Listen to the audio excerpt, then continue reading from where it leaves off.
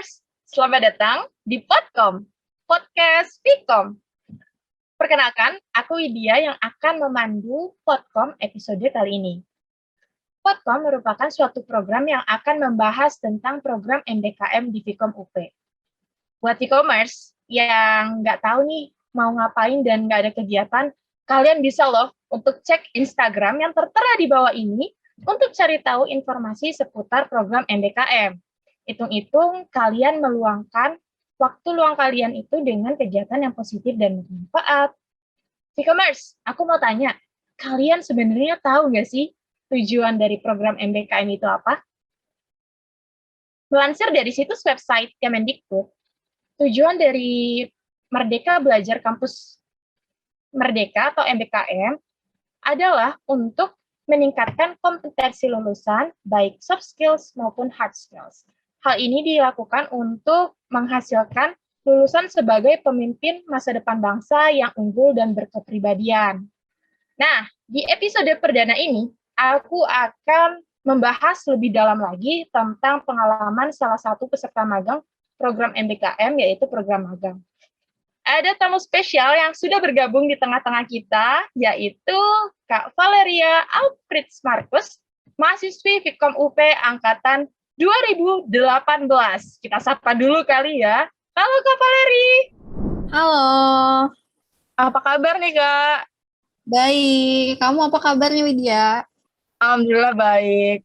Senang banget bisa dapat kesempatan untuk berdiskusi bersama dengan Kak Valeri. Kalau boleh tahu nih kesibukan belakangan ini apa nih Kak Valeri? Aku lagi magang sama skripsi sih paling kesibukannya untuk saat ini. Lagi sibuk magang sama skripsi ya Kak? Iya, betul. Ya semoga kita yang lain nih teman-teman bisa doain semoga semua kegiatan Kak Valeri diberi kelancaran semua. Nah Kak Valeri, sebelum kita mendengar pengalaman atau cerita-cerita yang Kakak dapatkan selama magang, aku mau ngajak Kak Valeri untuk main mitos atau fakta. Jadi nanti aku kasih statement, Kak Valeri harus jawab statement tersebut itu dengan mitos atau fakta dan dikasih penjelasan ya. Misalnya dari pernyataan itu Kakak ada pengalaman apa sih yang berkaitan dengan pernyataan yang aku sebutkan nanti. Oke. Untuk yang pertama, Kak Valeri, mitos atau fakta? Anak magang menjadi pesuruh karyawan di kantor. Nah, jawab Kak. Ini agak ngejebak ya pertanyaannya ya. Fakta sih. Fakta. Kakak pernah? Pesuruhnya tuh dalam hal positif sih menurut aku. Karena kan melalui kegiatan magang tersebut kita jadi dapat ilmu kan. Gitu. Iya. Tapi Kakak lebih sering disuruh-suruh atau yang kayak kadang-kadang aja gitu? Kalau misalkan kebetulan di tempat magang aku kayak udah jelas itu job desk-nya lo gini, lo ngelakuin ini, jadi ya udah nggak usah kayak terusnya nggak usah disuruh lagi gitu, jadi kayak udah jelas dari awal lo ngapain job desk-nya kayak gitu. Berarti kayak ini ya Kak, kalau misalnya Kakak udah dikasih tahu job desk-nya ini, Kakak melakukan pekerjaan yang itu aja, nggak serabutan gitu ya? Iya betul, kadang kan ada ya kalau misalkan anak magang yang disuruh fotokopi gitu kan. Iya. Nah iya, tapi puji Tuhannya untung aku nggak kayak gitu sih. Jadi kayak menjalankannya udah sesuai job gitu. Oke Kak, kita lanjut ke mitos atau fakta yang kedua. Mitos atau fakta, anak magang itu nggak dapat gaji? Mitos sih, tergantung. Mitos. Ya kalau aku untungnya dapat gaji. Dapat gaji. Nah, iya. Aku tuh mau tahu pendapat Kakak, karena kan ada ya, aku juga punya pengalaman magang waktu SMK. Dulu tuh teman-teman aku banyak yang ngincar perusahaan atau institusi itu yang dapat gaji lah, dapat upah gitu. Itu menurut Kakak gimana? Sebenarnya itu boleh sih dijadiin acuan, tapi jangan itu jadiin acuan pertama, karena kan sebenarnya tujuan kita magang itu kan dapat ilmu, ya kan? Iya. Nah, cuma ya udah itu jadiin acuan kedua atau ketiga aja sih menurut aku, karena di saat kita magang seharusnya sih tujuan utama kita itu dapat ilmu sih gitu. Kecuali kerja ya, kalau kerja ya beda lagi gitu. Iya, berarti kan tujuannya sama-sama belajar ya Kak. Ibaratnya kalau kita dapat upah atau gaji itu kan bonus saja gitu kan. Bonus yang kita dapatkan gitu. Oke, selanjutnya. Mitos atau fakta, anak magang itu akan mendapat jaminan menjadi karyawan tetap setelah lulus kuliah. Fakta. Fakta. Itu Iya, kenapa, Kak? karena dari magang kan kita dilihat potensi kita kan. Karena kebetulan kalau di tempat magang aku tuh kayak ditanya gitu loh yang berpotensi sekiranya kayak kira-kira ini nggak sih berminat nggak sih kalau kerja di sini kayak gitu. Jadi kayak sepupu aku pun dia kan magang dan sekarang dia jadi kerja di perusahaan itu gitu. Jadi mungkin dilihat sih dari potensi dirinya kalau misalkan emang ini anak potensinya bagus nih ya udah kemungkinan besar untuk diangkat jadi karyawan kayak gitu. Berarti ini juga ya Kak, pasti dari pihak perusahaannya itu melihat kinerja kita selama magang tuh kayak gimana, kalaupun memang kinerjanya baik itu bisa direkrut menjadi karyawan gitu ya Kak? Iya betul, tapi balik lagi ya tergantung perusahaannya gitu. Oke. Selanjutnya nih Kak, mitos atau fakta, kalau anak magang itu dianggap sebagai anak bawang. Anak bawang di sini tuh maksudnya gini Kak, kayak misalnya kayak udahlah lu ngapain sih ngasih pendapat kayak gini, lu kan anak magang, lu kan nggak punya pengalaman gitu Kak. Iya. Kalau yang ini mitos fakta yang aku rasain aja ya. Iya, boleh. Ya, kalau yang Gimana? aku rasain sih enggak sih. Karena justru sama aku magang ini kayak ya udah, aku kan posisi aku MBD kan, business development gitu. Walaupun awalnya aku sebenarnya lamarnya tuh PR, cuma katanya lebih cocok di business development kayak gitu. Nah, ya udah aku tuh sama mentor aku tuh bukan kayak mentor sama anak magang enggak, tapi kayak ya udah lo satu tim sama gue gitu. Berarti Gitu. anaknya tuh ini ya Kak, sebenarnya adanya anak magang juga memberi banyak, ya sedikit banyak pengaruh bagi perusahaan itu, karena kan mereka juga butuh ide-ide atau inovasi baru dari anak magang kan Kak? Iya betul, malah kadang itu kalau misalnya ada hal yang perlu didiskusikan tuh anak magang justru diajak loh kayak bagaimana nih menurut tanggapan kalian, kalian ada nggak nih solusinya dari masalah ini, justru malah diajak, dirangkul gitu buat nyari solusi bareng-bareng kayak gitu. Oke, wah seru banget sih kelihatannya Kak. Oke, untuk mitos fakta yang terakhir nih Kak. Mitos Iya. atau fakta, kalau magang di perusahaan itu harus di posisi sesuai dengan jurusan kita. Hmm, kalau di Vkom apa gimana nih? Mungkin boleh kalau di Vkom kayak gimana? Berdasarkan pengalaman Kakak. Oke, kalau di Vkom itu pastinya sesuai jurusan ya, komunikasi. Cuma kalau misalkan karena sekarang lagi situasi pandemik ini tuh Vkom lagi meringankan peraturannya yang dimana kayak misalkan nih aku SC misal. Nah, aku boleh ngambil magang yang MS atau MJ kayak gitu, tapi yang masih masuknya ranah komunikasi juga kayak gitu sih. Kalau kebijakan kayak gitu itu dijalankan atau udah dari dulu emang ada Kak? Kalau Maksudnya kebijakan boleh, kenapa? iya maksudnya misalnya kan kalau tadi Kakak sampaikan kalau saat ini ada kelonggaran kan, misalnya kalau anak kecil boleh masuk ke MJ gitu-gitu. Nah, itu baru dijalankan sekarang atau dari dulu emang udah boleh diperbolehkan seperti itu? Boleh. Baru dijalankan sekarang karena kan peraturannya diringankan karena pandemi COVID ya. Nyari magang tuh susah, Bun. Jadi Iya juga. ya udah diringankan lah mau Vkom puji Tuhan. Tapi Oke. sebelumnya ya udah harus sesuai sama penjurusan. Harus sesuai ya Kak, karena kan juga mungkin dianggapnya karena kita sudah menguasai, sudah mempelajari lebih banyak juga yang dengan apa ya penjurusan yang kita ambil, jadi mungkin itu yang diharapkan ketika nanti kita magang kita bisa maksimal kali ya Kak, gitu ya Ya Kak. benar, karena di tempat magang itu kan tempat kita untuk mengimplementasikan apa yang udah kita dapatin di kampus ya. Jadi kalau misalkan aku jurusan komunikasi, terus aku magangnya di teknik ya ngangong-ngangong nggak sih? Iya sih, Ya, kayak nggak nyambung. ya betul. Oke, nah saya mitos atau fakta ini kita udah selesai Kak, kita akan lanjut ke sesi pertanyaan-pertanyaan. Aku nanti akan memberikan pertanyaan seputar program magang MBKM. Nah, Kak Valeri bisa menjawab berdasarkan pengetahuan atau pengalaman Kakak sendiri. Oke, Kak?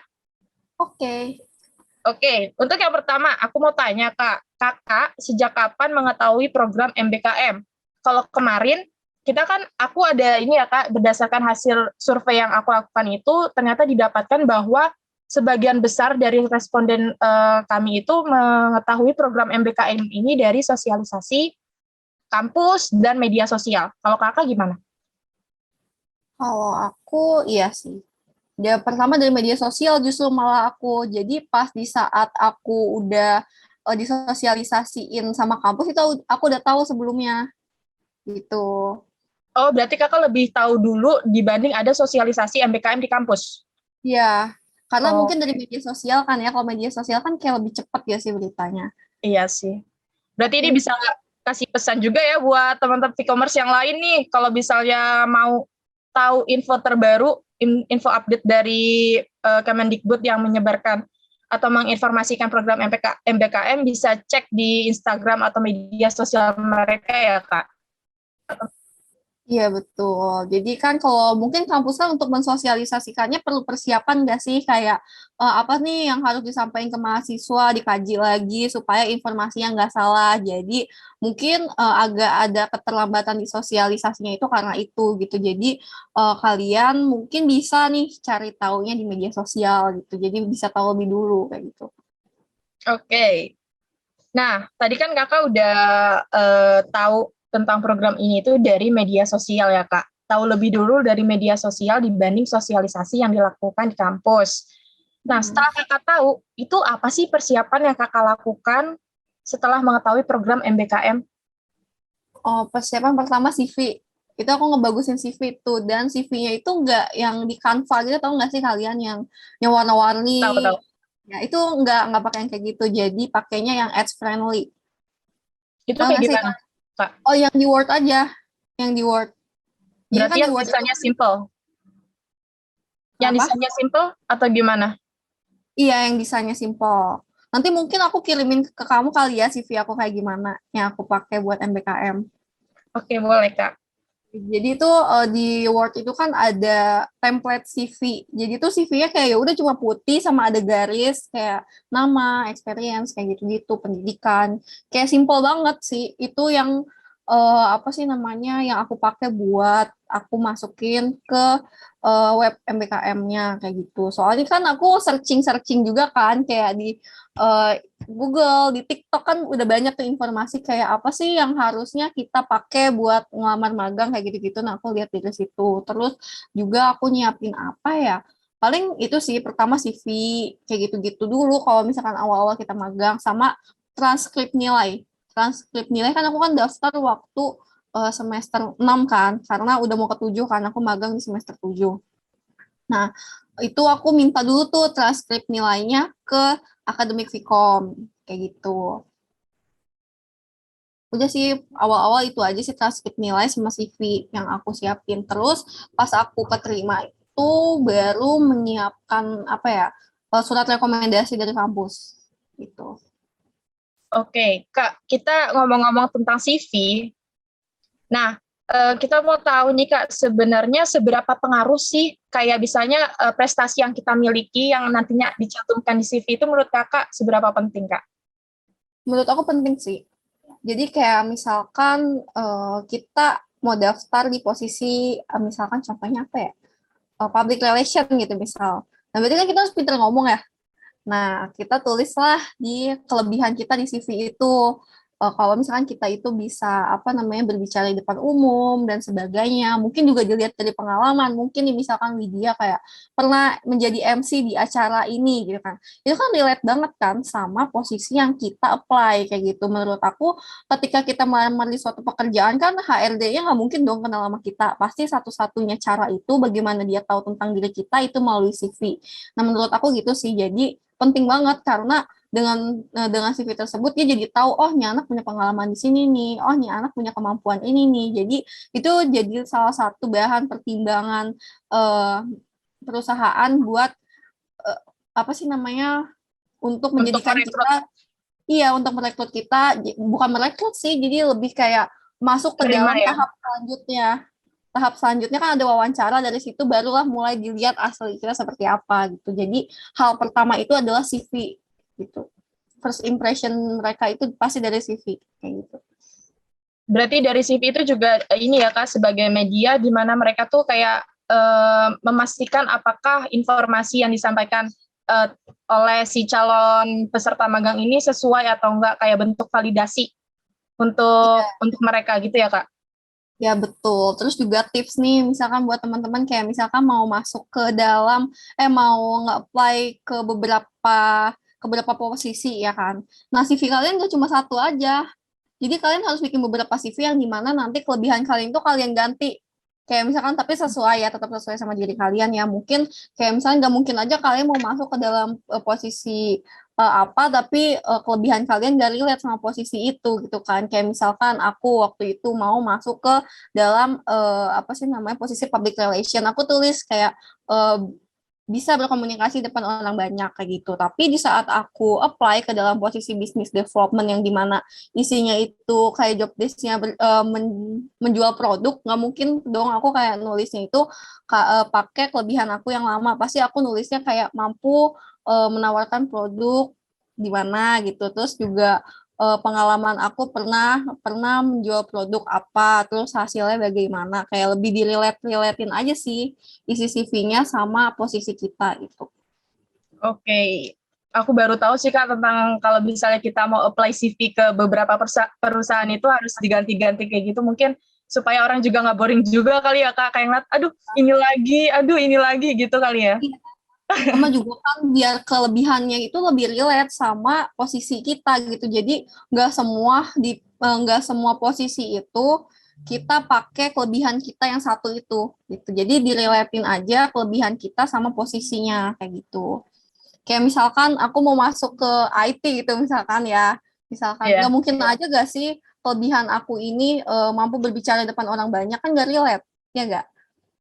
Nah, Iya. mungkin ada digantilah kelebihannya sama yang lebih relate sama posisi tersebut kayak gitu. Tapi yang benar-benar sesuai sama diri kita, jadi jangan ngarang-ngarang gitu. Oke. Kita boleh lanjut ke pertanyaan selanjutnya, Kak. Ya Untuk boleh. pertanyaan selanjutnya itu, bagaimana cara Kavaleri menentukan salah satu program MBKM? Kalau di sini kan Kakak menentukan magang ya, Kak. Padahal kan kita Hmm. semua tahu kalau misalnya program MBKM itu ada 8. Nah, kenapa sih Kakak malah lebih memilih untuk pilih program magang ini? Sebenarnya awalnya simpel sih. Awalnya simpel karena aku lagi nyari magang. Udah. Oh, berarti emang nggak ada alasan khusus karena mungkin atau Kakak ada tertarik dengan pekerjaan yang dilakukan nantinya. Kayak bisa kalau di kampus yang program apa tuh yang mengajar-mengajar gitu, Kak, itu kan berarti ya memang dia basicnya mungkin ada minat menjadi seorang guru atau dosen gitu kan. Kalau Kakak gimana? Kalau aku itu alasan pertamanya karena kan mungkin aku tuh kan harusnya magang semester 7, tapi percaya nggak sih aku tuh udah nyari-nyari magang dari semester 5 malah.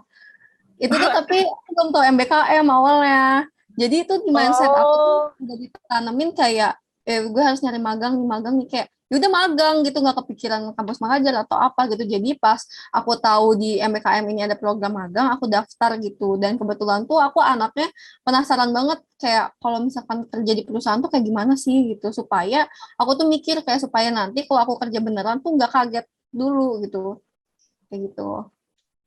nah apakah nantinya setelah lulus Kakak juga mau kerja di perusahaan yang sama dengan posisi di mana Kakak magang sekarang? Tentu pengen sih. Pengen sesuai Pengen gitu, Kak? Iya pengen sesuai gitu karena kan emang dari awal itu kan aku basicnya kayak di marketing gitu kan kayak menjual produk kayak gitu-gitu. Nah terus juga kenapa sebenarnya aku milih posisi ini kayak awalnya kan aku milihnya posisi marketing public relation kan ada marketingnya juga kan. Nah terus katanya dilihat juga aku eh, lebih cocoknya di marketing business development kayak gitu. Mungkin arahan dari orang tua juga kali ya. Jadi kayak dikasih tahu lah kalau misalkan job desk ini tuh bagusnya kayak gini-gini, terus kamu tuh udah punya basic ini, kayaknya lebih baik kamu di posisi ini gitu. Dan dari orang tua aku pun kayak nggak capek-capek ngasih arahan gitu. Jadi kan kalau orang tua aku tuh tipenya yang kayak ngelihat anaknya punya di potensi apa nih, nanti bakal disaranin sama dia di mana kayak gitu.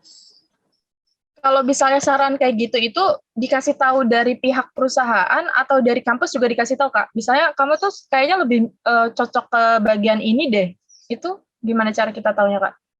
Oh, kalau misalkan pertama pasti sebelum kita apply itu kita diri kita sendiri gak sih yang menilai kita itu cocok di posisi apa gitu. Nanti setelah kita apply itu nggak semua perusahaan sih kayak gini. Mungkin perusahaan aku yang kayak gini kali ya. Perusahaan aku tuh kayak waktu itu aku masuk di marketing public relation. Nah, terus habis kayak gitu, aku ceritain lah pengalaman aku gimana, terus juga kemampuan aku gimana. Tapi mungkin dari si HRD-nya ini ngerasa, kok nih anak kayaknya lebih ke posisi ini, gak sih gitu kan. Jadi dikasih tahu lah kayak, malam itu aku di-chat kayaknya Valeri kamu kayaknya lebih cocok di posisi marketing business development deh karena kemampuan kamu di bidang ini benar-benar dijelasin sama dia, dirinciin kamu lebih cocok di marketing business development kayak gitu. Jadi kayak lebih menempatkannya yang sesuai sama kemampuan kita gitu. Jadi kan mungkin kadang kita menilai kita mampunya di sini, tapi kan orang lain juga belum tentu ya. Iya, Mungkin betul Kak. karena perspektif orang beda-beda gitu. Itu Karena sih. juga mungkin ini juga ya Kak, kayak ya pihak perusahaan yang mau nerima kita sebagai anak magang juga mereka lebih tahu kira-kira anak ini nih nggak cocok deh di sini. Jadi mereka yang mereka memang punya ini ya penilaian tersendiri tentang menempatkan anak magang itu posisinya yang tepat di mana sesuai dengan potensi mereka. Ya Kak? Ya, betul. Pasti mereka lebih tahu lah gitu kayak tentang rincinya kayak gimana. Iya. Oke, untuk pertanyaan selanjutnya nih Kak, aku mau tahu tahapan Kakak mendaftar program magang itu kayak gimana sih Kak? Tahapannya pertama kan pastinya aku nyari tahu dulu nggak nyari tahu sih, jadi kayak lebih tiba-tiba lewat aja di FYP TikTok gitu tentang kampus Merdeka ini, terus akhirnya kok aku ini kok tertarik ya, terus akhirnya aku coba-coba cari lagi di Instagram, aku coba-coba cari lagi di Google, akhirnya tahulah kalau harus daftarnya di kampus merdeka.kemendikbud.go.id.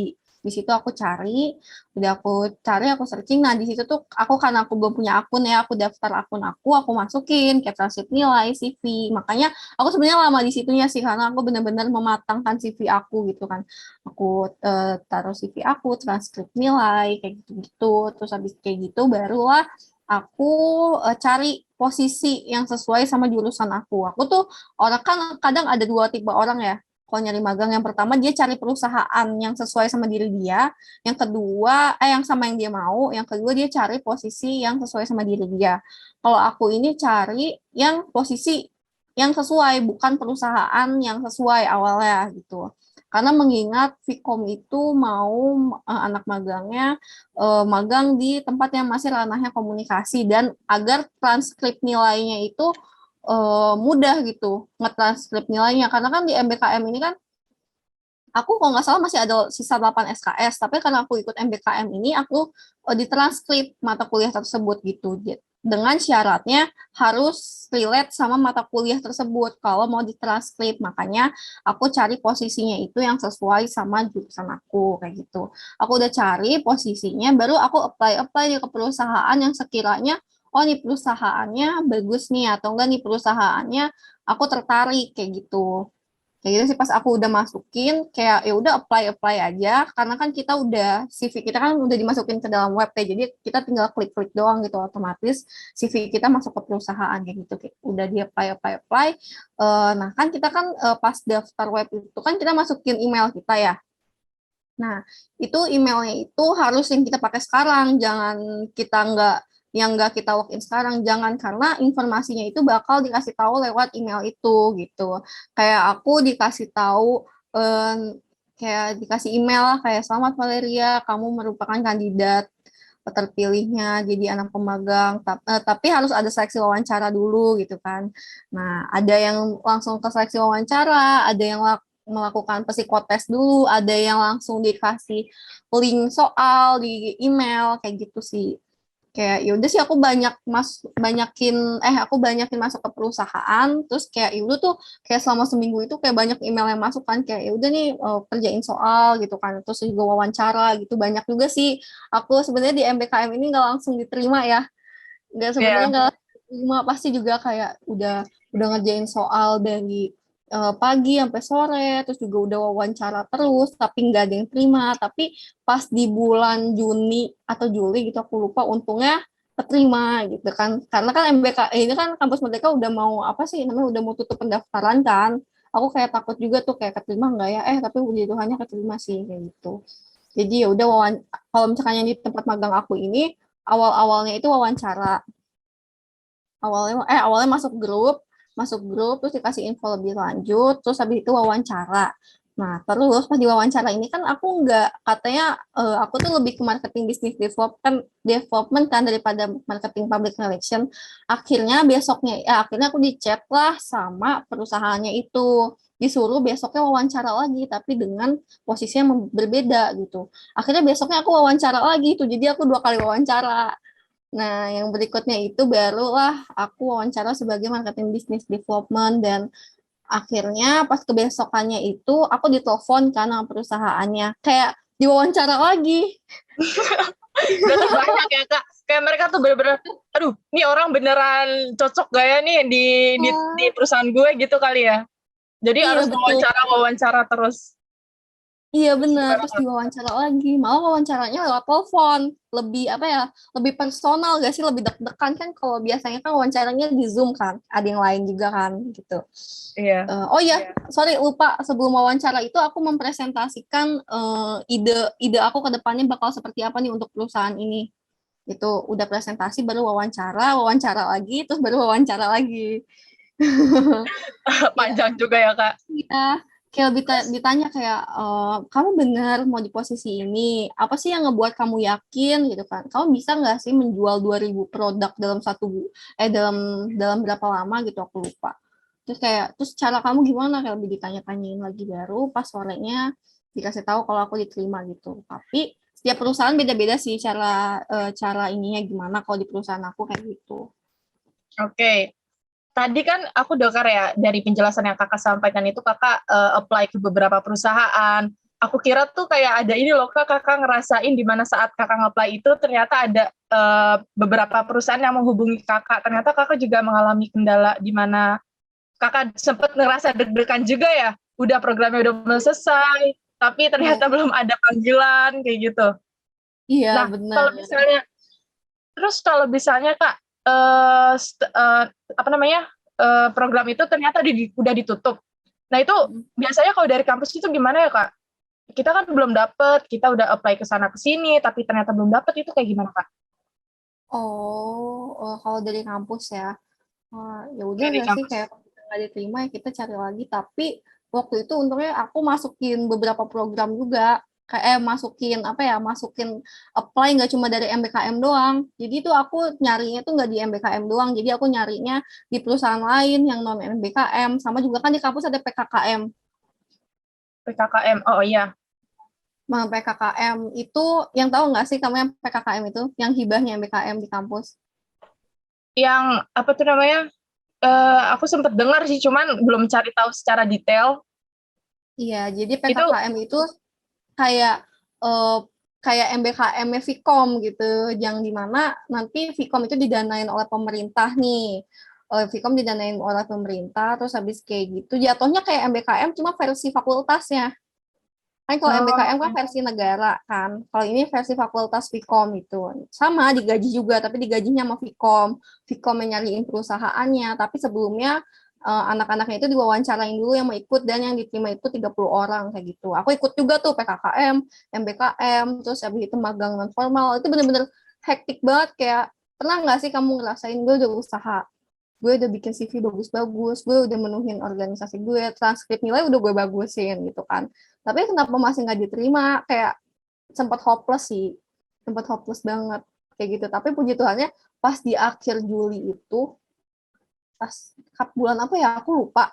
Pokoknya aku dapat informasi kalau MBKM aku keterima, terus PKKM aku keterima, terus ada magang aku yang non MBKM juga keterima. Aku jadi kayak, oh ternyata gini loh, apa sih namanya, perjuangan tuh nggak bakal ngehianatin hasil. Jadi kayak buat teman-teman yang kalau misalkan lagi nyari magang terus kalian gak dapet ya udah, kalian gak usah sedih, karena ya udah, sama kalian berusaha sama berdoa nih pasti kalian bakal dapet deh nanti di akhir gitu.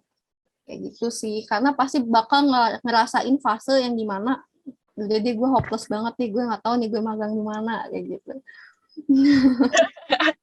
ternyata ya benar sih Kak, aku percaya banget kalau misalnya kita udah usaha, itu benar sih nggak akan, maksudnya kita nggak pernah kecewa dengan kerja keras selama ini yang kita lakukan ya Kak. Karena kan di balik semua, entah kita nggak diterima di beberapa perusahaan, itu pasti ada rencana yang lebih indah kan, yang dikasih Iya, sama Tuhan gitu kan. Mm-mm. Oke. Selanjutnya nih Kak, aku mau tanya, ada nggak sih Kak kriteria atau keahlian yang diperlukan untuk calon peserta program magang? Nah, kalau iya, apa sih salah satu atau beberapa keahlian Kak Valerie ini yang memenuhi kriteria di tempat Kakak magang sekarang? Oh, jadi kriteria di perusahaannya ya, bukan di MBKM-nya ya? Iya, kayak bisa yang jadi daya tarik Kakak untuk bisa diterima di suatu perusahaan itu. Oh, kalau daya tarik aku. Oh, Apa? ini sih paling nulisnya kayak mampu berkomunikasi dengan banyak orang karena kan ketika kita komunikasi itu karena nggak semua orang bisa komunikasi depan banyak orang gitu. Iya Iya betul, kan? setuju. Terus juga benar gitu. Terus juga aku kebetulan karena waktu itu aku mau nge-apply public relation gitu sebenarnya. Jadi aku lebih nonjolin lah pengalaman aku di situ. Jadi aku kayak jadi MC PKKMB, jadi MC Pentor dan sebagainya. Kayak gitu aku tulis. Terus juga udah tuh aku tulis di situ. Dan pas aku katanya lebih cocok terus aku juga malah nih aku kan pernah waktu itu promosiin Vkom di JCC waktu itu pernah aku tulis tuh pengalaman itu di CV aku. Nah, terus habis kayak gitu, itu mungkin yang jadi daya tarik aku ya karena oh nih anak pernah promosiin kampusnya di JCC kayak gitu. Maka dari itu dari pengalaman itu aku dilihat oh berarti nih anak bisa ngejual produk dong. Karena dia udah biasa berinteraksi secara langsung sama orang dan kebetulan waktu itu masih offline gitu kan apalagi pas masih offline jadi masih bisa lah berkomunikasi secara langsung kayak gitu.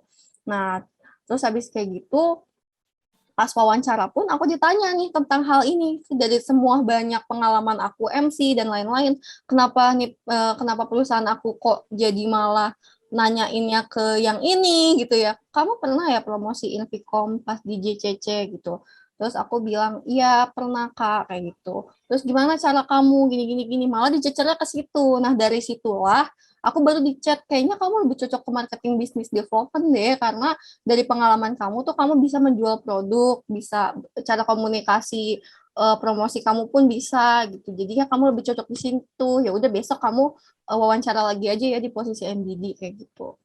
Jadi kayak lebih ke situ sih. Kayak sebenarnya perusahaan itu nggak terlalu tertarik sama hal yang kita tulis kayak saya mampu berkomunikasi dengan banyak orang, saya mampu ini nggak perlu. Tapi ya udah aksi nyata lo aja, pengalaman lo apa gitu. Oke, Kak, aku penasaran juga nih. Dari tadi kita udah singgung tentang tempat magang Kakak sekarang. Emang Kakak sebenarnya magangnya di mana sih, Kak? Mungkin e-commerce yang lain juga pada penasaran, ih Kak Valeri magangnya di mana sih? Kayaknya gue tertarik dia mau magang di sana. Gimana, Kak? Aku magang di pilih jurusan. Kalian tahu nggak pilih jurusan? Kayak dia itu startup pendidikan, startup yang bergerak di bidang pendidikan. Jadi mungkin sejenis ruang guru, tapi bukan ruang guru. Oh, Gitu berarti dia. masih ada kaitannya dengan pendidikan gitu. Iya, berkaitan dengan pendidikan, terus juga merupakan startup baru yang berfokus pada layanan psikologi dan bimbingan karir online gitu. Oke. Eh, terus kalau kayak gitu, Kakak ada menemukan kendala nggak sih atau tantangan baru yang Kakak kaget gitu? Oh, ternyata pas gue magang tuh kegiatannya atau pekerjaannya tuh gini ya. Itu ada nggak Kak kayak gitu? Mungkin terlalu dengar banyak cerita orang kali ya aku ya kayak aku kan orangnya penasaran kan kalau misalkan kating-kating aku lagi pada magang gitu angkatan 17, angkatan 16 lagi pada magang terus aku suka kepo nanya kak magang lu ngapain sih kak karena aku takut sendiri kayak nanti gue ngapain ya magang terus mereka kayak nanya ah santai gue aja nggak tahu gue datang tiba-tiba gue datang ke kantor tapi gue nggak disuruh apa-apa gitu gue santai aja gitu kan oke berarti di mindset aku santai magang gitu kan Iya. tapi setelah aku gali lagi MBKM ini tuh kan program pemerintah dibayar juga lagi nggak mungkin dong pemerintah mau bayar mahasiswa kalau misalkan cuma dibuat santai doang Iya betul. iya kan Iya. terus habis kayak gitu dikasih tahu juga nih sama Viko waktu sosialisasi sebenarnya aku udah tahu MBKM sebelum sosialisasi kan tapi pas di Vkom ini kayak lebih mendalami banget gitu sosialisasi Vkom kasih tahu lah kalau misalkan iya ini program dari pemerintah, dikasih uang saku juga. Terus aku langsung mikir kalau misalkan dari pemerintah nggak mungkin santai. Terus aku searching juga, aku cari juga kalau misalkan di sini itu pemerintah mewadahi mahasiswa untuk mendapatkan hard skill dan soft skill. Pasti nggak mungkin dong kayak program pemerintah untuk hard skill dan soft skill tapi disuruh nyantai. Aku udah mulai mikir tuh di situ kayak bener nggak sih kayak yang dibilang santai sama cutting-cutting gitu kan. Nah, ternyata kan emang programnya beda ya. Kalau yang cutting itu kan mungkin magang reguler dan perusahaannya pun kayak belum apa ya, dari perusahaannya pun masih memikirkan anak magang yang ya elah lu mahasiswa, ngerti nggak sih? Iya.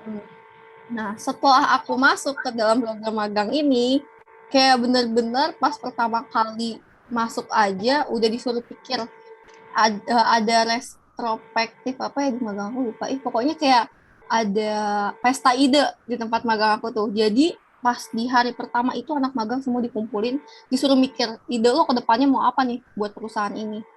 Kayak ini nggak santai coy gitu kan. Iya, Kak. Dari hari pertama gitu kayak disuruh mikir buat perusahaan ke depannya ini masih mahasiswa.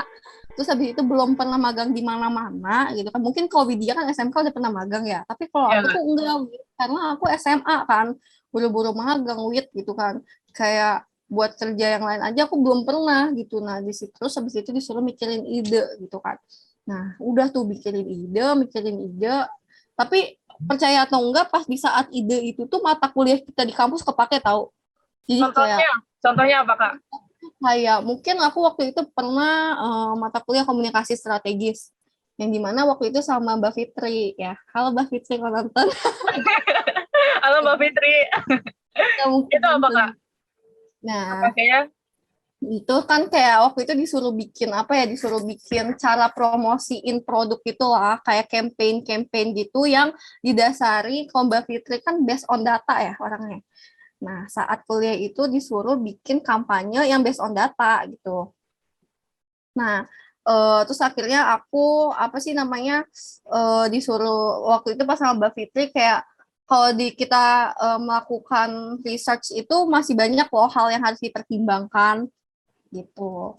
Nah, terus pada saat pesta ide ini, aku jadi muncul lah kayak ya udah kenapa kita nggak bikin campaign aja, campaign ini yang dimana datanya itu kita dapetin kalau misalkan kita melakukan ini, aku udah lupa sih kayak gitu. Jadi itu tuh kepake banget sebenarnya kan kalau misalkan di tempat kuliah kan kita cuma komunikasi strategis adalah bikin campaignnya juga yang gambaran doang kan, tapi itu kepake banget loh nanti pas kita magang itu. Terus juga hambatannya paling itu sih kayak aku kaget aja gitu dari yang belum pernah magang sama sekali sampai dapat yang MBKM ini yang dimana anak magangnya itu benar-benar digeneralisir sama karyawan gitu. Jadi kayak yang tadi kayak Widya tanya tadi, bener nggak sih anak magang itu anak bawang? Enggak, karena kita bener-bener sama dirangkul juga buat kerja sama bareng. Terus juga kayak ya udah lo bukan anak magang tapi lo tim gue gitu sih kalau mentor aku gitu sih. Mungkin Lebih ini ke juga kali ya, Kak. Kayak misalnya kasih tahu juga ke e-commerce yang lain itu kalau misalnya anak magang itu juga nggak dianggap ya tadi anak bawang, mereka juga diajak untuk ibaratnya bertumbuh bersama, berkembang bersama untuk bisa menjadi pribadi yang ya bertanggung jawab nggak sih Kak sama pekerjaan. Kalau tadi dengar katanya kalau anak magang itu santai-santai aja itu kayak ya terus ngapain gitu ya, ngapain ikut magang iya, gitu. iya Karena kan, ya betul. kan? Terus juga kan kalau di laporan magang juga kan ada laporan kegiatan juga nggak sih kayak hari ini kita ngapain, besok kita ngapain. Terus kalau misalkan di tempat magang kita nggak dikasih job desk apa-apa, kita juga bingung kan misinya apa. Iya sih betul Kak. Oke, terus aku mau tahu juga nih Kak, gimana cara Kakak beradaptasi dengan lingkungan kerja seperti itu? Caranya gimana Kak? Adaptasi ya pasti seiring berjalannya waktu sih kayak apa ya, karena mungkin pas sebelum magang kan liburan ya, dimulai hal kecil dulu aja deh. Liburan bangun siang mulu dong, kalau magang nggak bisa kan bangun siang mulu. Nah dari hal kecil itu aja deh aku udah mulai ngebiasain bangun pagi. Terus juga aku udah mulai ngebiasain bikin to-do list kayak hari ini aku mau ngapain ya aku tulis gitu. Hari ini aku mau nawarin produk ke sekolah mana ya, hari ini aku mau presentasi di sekolah mana ya aku tulis gitu. Jadi biar aku tahu aku mau kemana nih hari ini, aku mau ngapain gitu. Jadi kalau misalkan kita udah bikin daftar kayak gitu kan, besoknya kita udah nggak kaget lagi kan sama kegiatan yang kita lakuin karena kita udah tulis kayak gitu. Oke, Kak, aku ada 2 pertanyaan terakhir sebelum kita mengakhiri sesi ini. Ini yang pertama, pertanyaan selanjutnya itu, aku mau tanya apa aja manfaat yang Kakak rasakan selama mengikuti kegiatan magang sekarang? Manfaatnya itu pasti aku jadi ini ya, aku jadi nambah hard skill sama soft skill aku gitu. Dan juga aku kayak tahu, oh ternyata dunia pekerjaan tuh kayak gini ya. Kayak yang dimana, oh ternyata kan beda kepala beda isi ya. Dan di tempat magang nggak cuma 1-2 orang gitu kan. Pasti kita juga banyak hal lah yang bertentangan sama pikiran-pikiran orang lain gitu.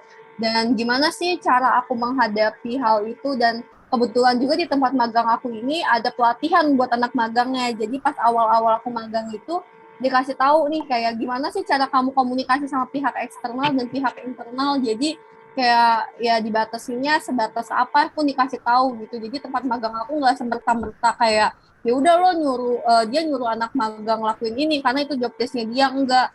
Tapi dia mikirin juga loh kayak nanti setelah lulus dari sini anak magang harus dapat apa nih dari kita. Makanya dia bikin pelatihan kayak gitu, dan pelatihannya itu banyak banget sih, aku lupa lagi, tentang design thinking, tentang internet market kayak gitu, yang nggak mungkin kita temuin di tempat lain karena mungkin ilmu itu kan mahal ya. Tapi di sini tuh kita benar-benar dikasih tahu kayak design thinking itu seperti apa, internet marketing itu seperti apa, dan juga kayak yang aku bilang tadi pas di awal magang itu kan ada pesta ide ya. Kita jadi tahu loh kayak ide-ide orang tuh ternyata out of the box banget, dan itu bikin kita kayak oh iya bisa ya dipakai kayak gitu, oh nih orang pinter ya, kok gue nggak kepikiran kayak gitu sih. Dan juga oh jadi tahu kayak pastilah kalau namanya magang itu ada fase yang dimana males-malesnya gitu. Oke, Kak. Untuk tips, kira-kira apa tips dari Kak Valeri untuk calon peserta yang berminat mengikuti program magang di periode mereka, Kak? Ada tips nggak untuk mereka yang nantinya akan sepertinya kayak tertarik gitu, kayaknya nanti gue mau coba magang, kayak Kak Valeri, ada tipsnya nggak? Oh tipsnya, tipsnya itu pertama kayak yang aku bilang sih, itu bagusin dulu IPK kalian, itu kan pasti bakal jadi salah satu bahan pertimbangan kan. Terus juga yang kayak aku bilang tadi, sebenarnya perusahaan tuh apa ya, nggak ngelihat kayak saya mampu untuk bla bla bla bla, enggak, tapi ya udah intinya lo nggak pernah ngapain itu. Ya udah yang dimana berarti kalian itu harus apa ya, harus banyakin lah pengalaman kalian gitu, dari mungkin dari organisasi ataupun tempat-tempat lain kayak gitu. Dan mungkin kalau misalkan kalian dengar nih cerita aku tadi yang kayak yang kok di pushnya kayak karyawan tetap ya, saya percayalah itu bakal bakal ngebuat kalian itu bisa beradaptasi sama dunia pekerjaan nanti. Jadi kalian jadi jangan malah takut buat ikut MBKM gitu kan, takutnya aku ngomong kayak gitu kalian malah takut ya. Nggak, jangan pernah takut karena ya udah percaya aja sama diri kalian gitu, pasti kalian bisa kok. Atau mungkin kalian mikir kalau misalkan MBKM itu yang diterima gak sebanyak yang daftar gitu kan. Nah mungkin kalian bisa tuh kayak apa sih namanya, mikir aja kalau oh ya udah gue bisa, karena yang pertama kalian kan udah bagusin IPK, kalian juga udah nambahin pengalaman kalian, terus kalian juga udah bagusin CV, jadi nggak ada alasan kalian buat kalian nggak bisa gitu. Jadi kan mungkin kan kadang ada orang yang kayak belum mulai tapi udah takut gitu, karena menurut aku hambatan terbesar dalam diri itu kan adalah ketika diri kita sendiri takut buat mencoba gitu. Nah, yang penting ya udah percaya aja sama diri kalian, pertama kalian bagusin CV, kalian nambah pengalaman, kayak gitu sih menurut aku. Oke, menurut aku juga gini sih Kak, di samping kenapa perusahaan itu nge-push si anak-anak magang ini kan mereka juga kepengen setelah nanti selesai magang kan menjadi pribadi yang lebih siap untuk bekerja, ya nggak sih Kak? Iya kan? Iya benar. Jadi kayak ya udah lo gue kasih ini deh, gue push sekarang supaya nanti lo lebih lebih siap, lebih tahu langkah-langkah yang akan dihadapi nanti dan cara mengatasinya kayak gimana gitu kan. Iya betul. Dan juga oh iya BTW kalau misalkan perusahaan yang dinaungi oleh MBKM ini tuh dia sebelum dia mendaftarkan diri jadi mitranya MBKM itu dia harus ngasih sesuatu loh ke pemerintah, kayak misalkan dia ngasih tahu ke pemerintah kalau misalkan goalsnya anak magang tuh begini loh gitu. Jadi MBKM tuh nggak nerima semua perusahaan yang bisa dinaungin sama dia gitu. Jadi kalau misalkan perusahaan yang udah jadi mitranya MBKM, menurut aku itu dia benar-benar udah punya tujuan ke depannya buat anak magang itu apa, karena balik lagi ke visi misi MBKM itu adalah untuk membentuk mahasiswa yang memiliki hard skill dan soft skill dan siap kerja kayak gitu sih. Jadi ya udah, kalau misalkan kalian udah keterima di MBKM dan di perusahaan MBKM, ya udah pasti tuh perusahaan udah punya tujuan nih ke depannya buat anak magang itu apa kayak gitu. Oke, Kak Valeri, nggak kerasa nih ya, dari tadi kita udah ngobrol-ngobrol panjang kayak gini, ternyata ya udah cukup lama juga sih ya. Dan kalau kakak tahu, sebenarnya pertanyaan-pertanyaan yang tadi aku ajukan itu berdasarkan pertanyaan yang diajukan oleh teman-teman di media sosial kita, Kak. Jadi tuh mereka bingung gitu, tolong dong jelasin lebih lanjut berdasarkan pengalaman anak magang tuh kayak gimana sebenarnya gitu. Oke. Baik, jadi aku kasih ya untuk diajak berdiskusi hari ini. Semoga apa yang tadi kakak sampaikan berdasarkan pengalaman-pengalaman kakak ini dapat bermanfaat bagi kita semua yang mendengarkan. Dan untuk e-commerce yang mau tanya-tanya atau kasih saran, kalian bisa tulis saran atau pertanyaan kalian di kolom komentar. Salam sehat semuanya. Terima kasih. Makasih ya Kak sekali lagi. Iya, sama-sama. Makasih juga ya udah diundang. Dadah. Iya, Kak. Dadah. Sampai ketemu, Kak.